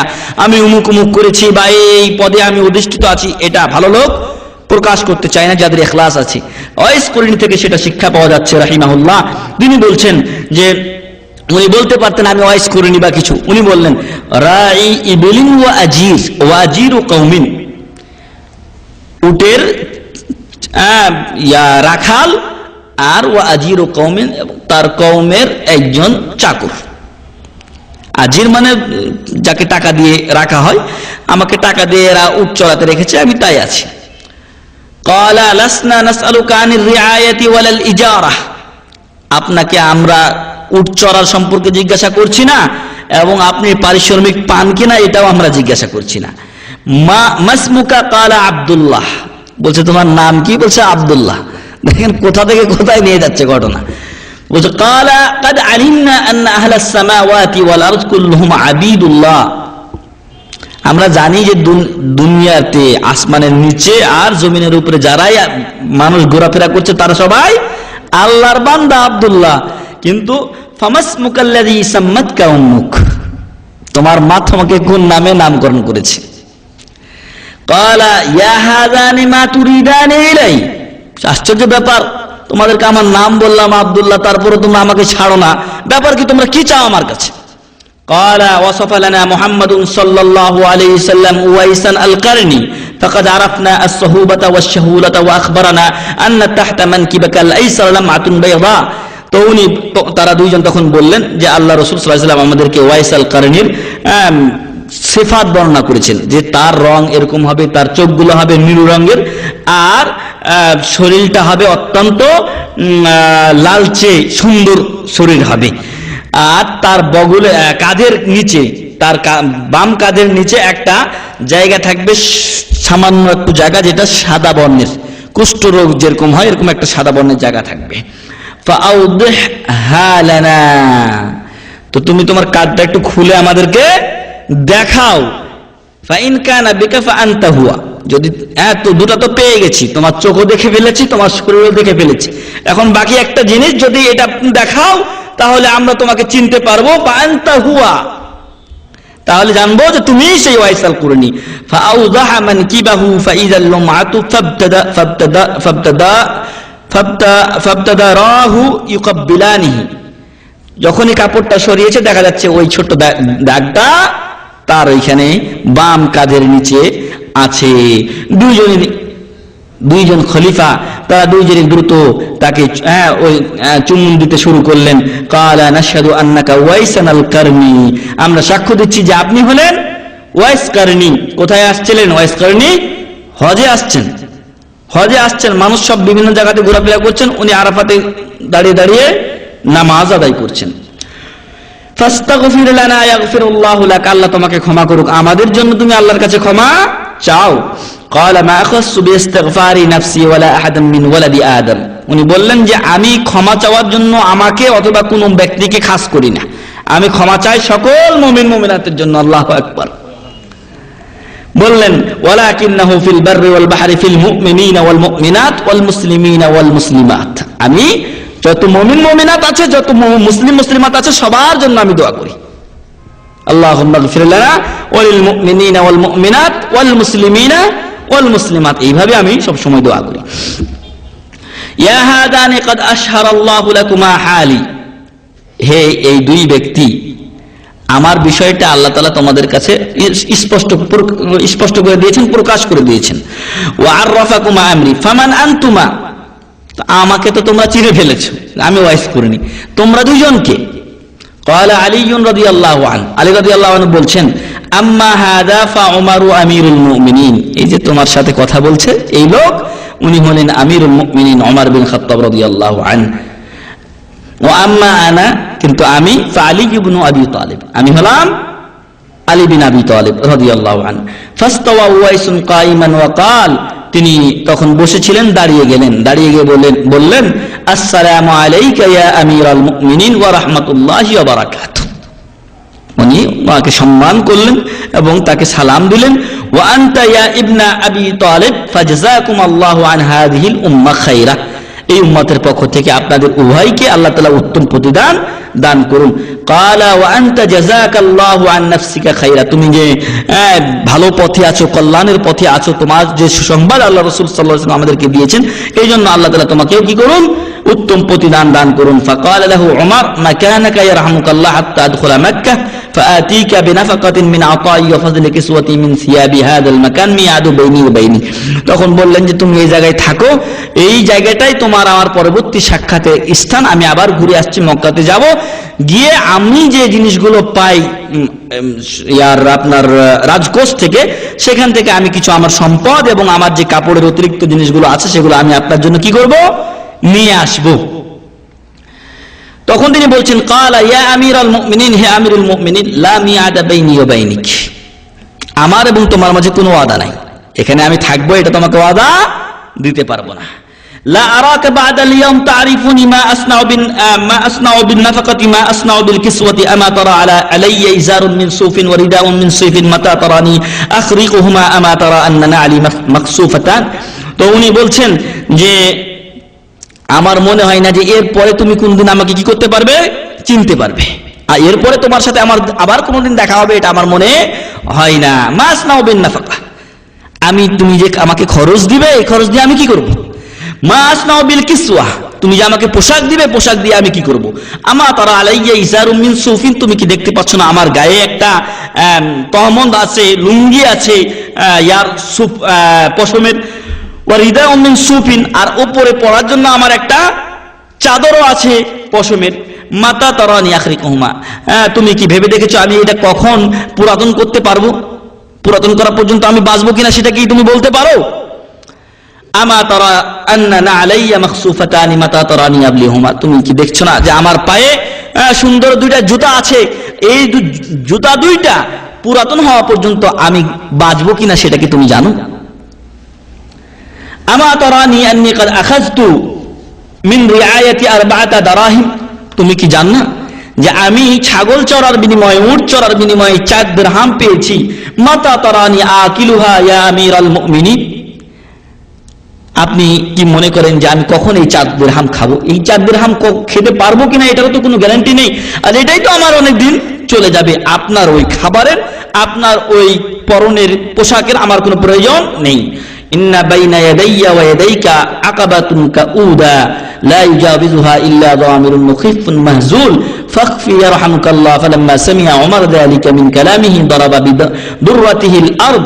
তো উনি বললেন যে আমার এবং আপনার মাঝে বাইনা ইয়াদাইয়া ওয়া ইয়াদাইক উকবাতান আকাবাতান কাউদা, অনেক বিপদ আপদ রয়েছে। যারা আল্লাহর দিনের পথিক, যারা এই পথে চলতে গিয়ে জীর্ণ শীর্ণ হয়ে গেছে, যুদ্ধের পর যুদ্ধ করেছে, মানে শয়তানের পথ থেকে নিজেকে দূরে সরিয়ে রেখেছে, আল্লাহর পথে চলার চেষ্টা করেছে, তারাই এই পথে অতিক্রম করতে সক্ষম। ফাকফি, অতএব তুমি এই বিষয় নিয়ে চিন্তা করিও না, এটা হালকা করে ফেলো। ইয়ারহামুকাল্লাহ, আল্লাহ তোমাকে রহম করুন। তো উনি কোনো কিছু গ্রহণ করলেন না। এখন যদি আমার আপনার অবস্থা হতো তাহলে কি অবস্থা হতো? দেন যত আছে নিয়ে এসে দেন, আমি নিয়ে যাই। তো এই অবস্থা হতো। কিন্তু ওয়াইস আল কারনী রাহিমাহুল্লাহ তিনি এগুলো কোনো কিছুই নিলেন না। তার কাছে 4টা দিরহাম আছে, ওটাকে তিনি যথেষ্ট মনে করলেন। 2টা পোশাক আছে, একটা পরনের আর একটা উপরের চাদর, এটাকে তিনি যথেষ্ট মনে করলেন। তার পায়ে 1 জোড়া জুতা আছে, এটাকে তিনি যথেষ্ট মনে করেছেন। আমাদেরও এরকম অল্পে তুষ্ট থাকা দরকার। এবং এরপরে ওমর রাদিয়াল্লাহু আনহু বললেন, ফালাম্মা সামিআ ওমর যালিক, ওমর রাদিয়াল্লাহু আনহু যখন এই কথাটা শুনলেন, দারাবা বিদুররাতিহিল আরদ, তিনি সব সময় কাঁধে একটা ছড়ি নিয়ে থাকতেন, ছড়িটা মাটিতে ফেলে দিয়ে তিনি বললেন, সুম্মা নাদা বিআলা সাউতিহি, উচ্চ আওয়াজে বললেন, আলা আন্না উম্মা ওমর লাম তালিদহু, হায় আফসোস, কোথায় আমি আর কোথায় ওয়াইস আল কারনী। আমি সাহাবী হয়ে যে কাজ করতে পারি না, ওয়াইস আল কারনী তাবী হয়ে সে কাজ করছে। ওয়াইস আল কারনী তাবী হয়ে তার চেয়ে বেশি আমল করছে। আলা লাইতা আন্না উম্মা ওমর লাম তালিদহু, হায় আফসোস যদি উমরের মা ওমরকে জন্ম না দিত। আল্লাহু আকবার। আফসোস করে বলছেন যে কি হবে আমার কাল কিয়ামতের ময়দানে অবস্থা, আমি কোথায় আর ওয়াইস আল কারনী কোথায়। তার ইবাদত আমার চাইতে কত উন্নত, তার তাওয়াক্কুল আল্লাহর উপরে ভরসা কত উন্নত, যে আমি তাকে কিছু দিতে চাই তাও সে নিতে চায় না। হায় আফসোস, আমার মা যদি আমাকে জন্ম না দিতেন তাহলে দুনিয়ার ভেজাল আমার হতো না। ইয়া লাইতাহা কানাত আকিরা, হায় আফসোস, আমার মা যদি বন্ধা হতেন, আমার মা যদি বন্ধা হতেন তাহলে তার বাচ্চা কাচ্চা হতো না, আমিও হতাম না। লাম তুআলিজ হামলাহা, আর তার এই বন্ধাত্বের কোনো চিকিৎসাও করা হতো না। আলা মান ইয়াখুযুহা বিমা ফিহা ওয়া লাহা, সুম্মা ক্বালা ইয়া আমিরাল মুমিনিন, এরপর তিনি বললেন, খুয আনতাহা হুনা হাত্তা আখিযুন আনাহা হুনা, আপনি আপনার পথ ধরেন আর আমি আমার পথ ধরি। ফাওয়াল্লাহ ওমর নাহিয়াতা মক্কাহ, নিরুপায় হয়ে বেচারাকে দিতে চাইলেন, উনি নেবেন না। এবং আফসোস করে ওমর রাদিয়াল্লাহু আনহু এই কথাগুলো বলার পরে তিনি মক্কার পথ ধরলেন। ওয়াসাকা ওয়াইসুন ইবিলাহু ফাওয়াফাল কওম ইবিলাহুম, আর ওয়াইস আল কারনী উটগুলো হাঁকিয়ে নিয়ে গেলেন তার কওমের কাছে এবং তাদেরকে উটগুলো দিয়ে ওয়া খাল্লা আনির রিয়ায়া, উট যখন দিয়ে দেওয়া হয়ে গেল তখন তার এই উট চড়ানোর দায়িত্ব শেষ হয়ে গেল। ওয়া আকবালা আলাল ইবাদাহ, এবং উনি ইবাদতে মগ্ন হয়ে গেলেন। হাত্তা লাহিকা বিল্লাহি আযজা ওয়া জাল, এমনকি ইবাদত অবস্থায় তিনি আল্লাহর সাথে মোলাকাত করলেন। তো সম্মানিত ভাই এবং বন্ধুগণ, আমাদের নিজেদেরও অনেক ত্রুটি রয়েছে, আপনাদেরও ত্রুটি রয়েছে। বান্দা বলতেই, আব্দ বলতেই, মুসলিম বলতেই, মুমিন বলতেই আমাদের ত্রুটি রয়ে গেছে। এই ওয়াইস আল কারনীর মতো ব্যক্তিদের থেকে আমাদেরকে শিক্ষা অর্জন করতে হবে যে হজে গেলাম, হজ থেকে কি অর্জন করলাম সেটাই আমার আপনার জানার বড় বিষয়। মহান রব্বুল আলামিনের কাছে দোয়া করি আল্লাহ যেন হজে গিয়ে যে সকল ইবাদতগুলো আমরা বেশি বেশি করেছি সেগুলো এখন করা তৌফিক দান করেন, আল্লাহুম্মা আমিন। এবং আমাদেরকে আল্লাহ তাআলা যেন হজ্জে মাকবুল কবুল হজ করা তৌফিক দান করেন, আল্লাহুম্মা আমিন। এমনইভাবে আল্লাহ তাআলা আমাদেরকে যেন দ্বীনের উপর কায়েম রাখেন, আল্লাহুম্মা আমিন। এবং কাল কিয়ামতের জন্য আল্লাহ তাআলা আমাদেরকে জান্নাতুল ফিরদাউস নসিব করেন, আল্লাহুম্মা আমিন। যারা এখানে আমরা উপস্থিত আছি ভাই এবং বন্ধুদের মধ্যে সকলের অসুখ বিসুখ আল্লাহ দূর করে দিন, আল্লাহুম্মা আমিন। আমাদের মাঝে যারা আজকে নেই, কবরে শায়িত, আল্লাহ তাদের কবরকে জান্নাতের টুকরা বানিয়ে দিন, আমিন। ওয়া আখিরু দাওয়ানা আলহামদুলিল্লাহি রাব্বিল আলামিন ওয়া সাল্লাল্লাহু আলা নবিয়িনা মুহাম্মদ ওয়া আলা আলিহি ওয়া সাহবিহি আজমাইন।